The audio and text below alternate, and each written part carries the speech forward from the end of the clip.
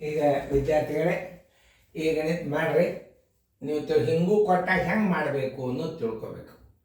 ಶಿವಯೋಗಿ ದಿನಾಂಕ 10/2/1992 18:10 ಅಥಣಿಯನ್ನು ಬಿಟ್ಟು ದಿನಾಂಕ 11/2/92 11/2/92 20:15 ದೆಹಲಿಯನ್ನು ತಲುಪಿದರೆ ಪ್ರಯಾಣದ ಅವಧಿ ಎಷ್ಟು?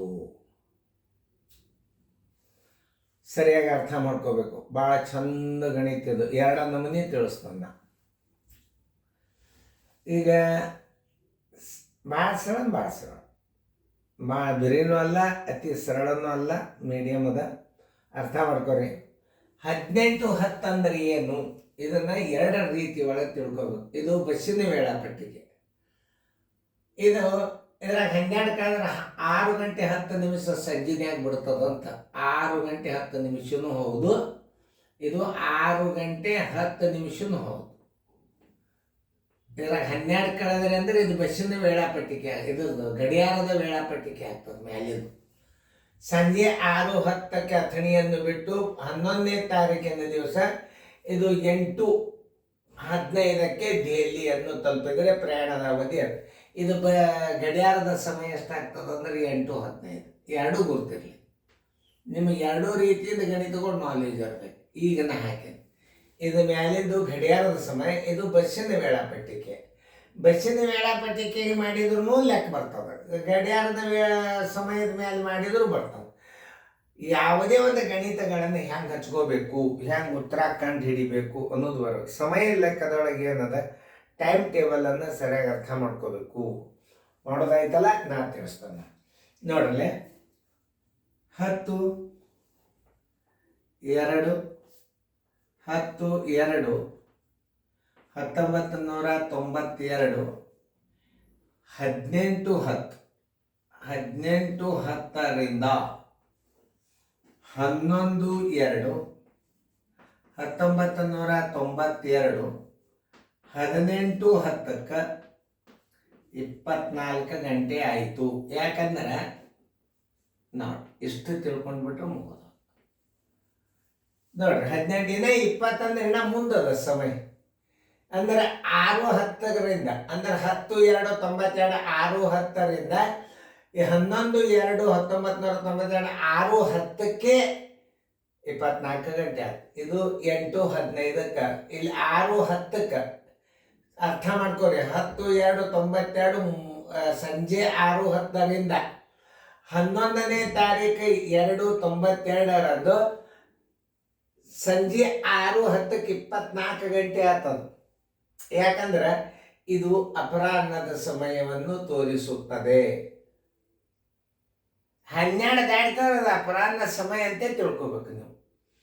ಇದನ್ನ ಬಸ್ಸಿನ ವೇಳೆ ಗಡಿಯಾರದ ಸಮಯದಾಗ ರಾತ್ರಿ 8:15 ಮೂಡಿತು.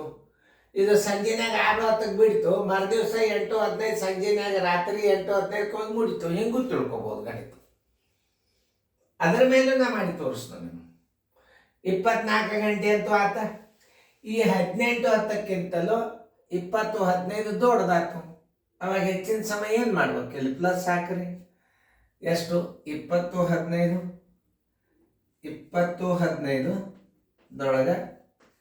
20:15 18:10 ಕಳೀರಿ. 18:10 ಕಳೆದಾಗ ಎಷ್ಟು ಗಂಟೆ ಹೆಚ್ಚಾತು? 5 ನಿಮಿಷ. 20 18 ಆದ್ರೆ 2 ಗಂಟೆ 5 ನಿಮಿಷ ಹೆಚ್ಚಾಗ್ತಿದ್ರಾಗ. 2 ಗಂಟೆ 5 ನಿಮಿಷ ಕೂಡಿಸ್ರಿ, ಬರೋಬ್ಬರಿ 26 ಗಂಟೆ 5 ನಿಮಿಷ. 26 ಆನ್ಸರ್ ಇಸ್ ಈಕ್ವಲ್ ಟು ಪ್ರಯಾಣದ ಅವಧಿ 26 ಗಂಟೆ 5 ನಿಮಿಷ. 26 ಗಂಟೆ 5 ನಿಮಿಷ ಉತ್ತರ ಸಂಖ್ಯೆ ಎ. ನೋಡಿ, ಆಮೇಲೆ ಇನ್ನೊಂದು, ಇದು 6:10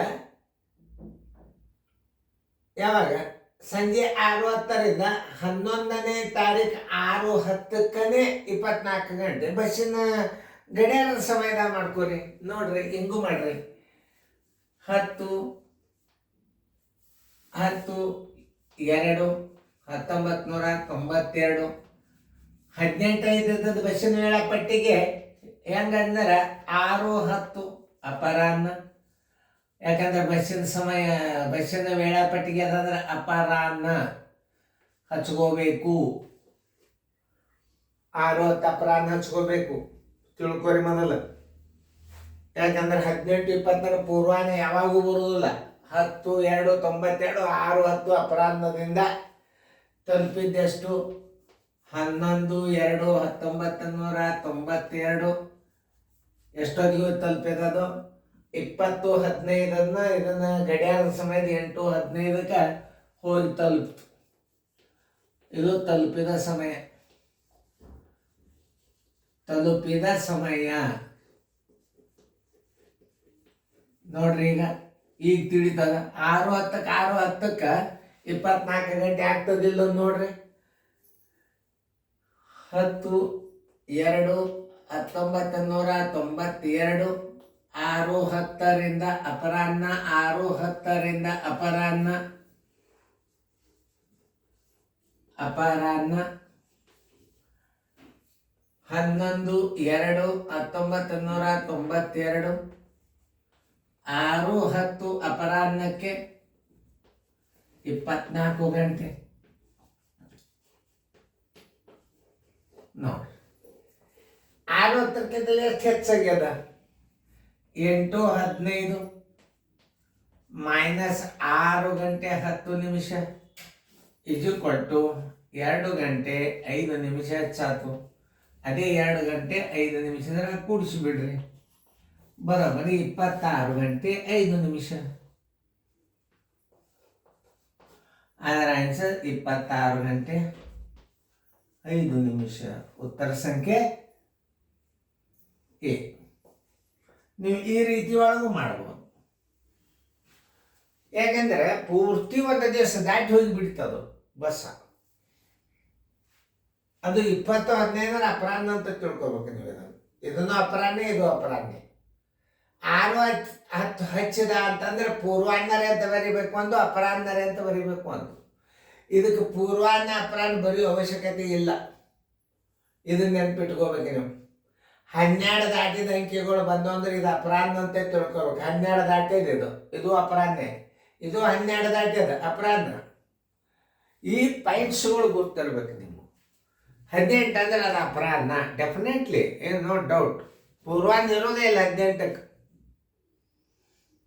12 ಅಂದ್ರೆ ಅಪರಾಹ್ನ ಆಗಿರ್ತದ. 12 ಮಧ್ಯಾಹ್ನ 12 ಆಗಿದ್ದು ಬರುವಂಥ ಅಂಕಿಗಳು ಎಲ್ಲ ಅಪರಾಹ್ನಗಳು. ಎಲ್ಲಿ ತನಕ? 24 ತನಕ. ಚೆನ್ನಾಗಿ ನೀವು ತಿಳ್ಕೊಂಡು ಗಣಿತಗಳನ್ನು ಮಾಡ್ರಿ. ಮತ್ತೆ ಮುಂದಿನ ಗಣಿತ ಹಾಕೊಂಡು ಬಿಡಿಸ್ರಿ.